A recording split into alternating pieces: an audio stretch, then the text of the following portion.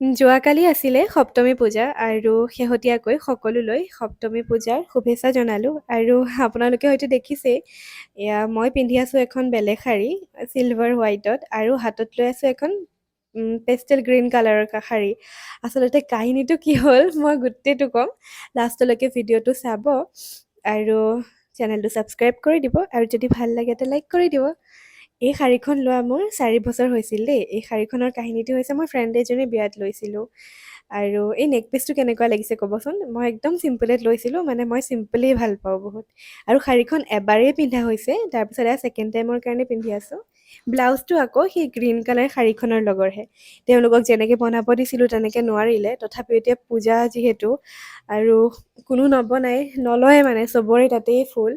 সেইটো কাৰণে মই এনেকৈয়ে পিন্ধিব লাগিব উপায় নাই বিয়া মতে নহ'লে তথাপিও শাৰীখন এইখন সিদিনা এটা ভিডিঅ'ত দেখিবলৈ পাইছিলেই চাগে অকণমানকৈ দেখাইছিলোঁ কেনেকুৱা লাগিছে জনাবচোন মোৰ হ'লে খুব ভাল লাগিছে অলপ আনকমনত লৈছোঁ আৰু শাৰীখন লাইটিঙত ইয়াৰ গ্লেজটো বহুত বেছি ধুনীয়া হয়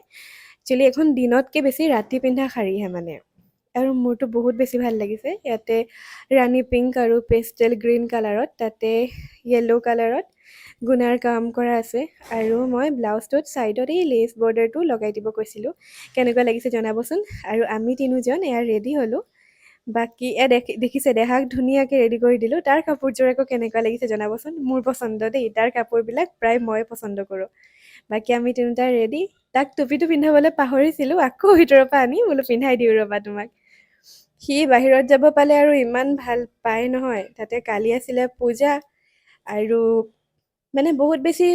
বাহিৰত ওলাই লৈ যাব পৰা নাই যিহেতু বহুত গৰম আছিলে সেয়াই আৰু গাড়ীৰ ভিতৰৰ পৰাই দেখুওৱা হৈছে বাকী পিছৰ ভ্লগবিলাক পাই থাকিবৰ কাৰণে চেনেলটো ছাবস্ক্ৰাইব কৰি থ'ব দেই আজিলৈ আহিছোঁ বাই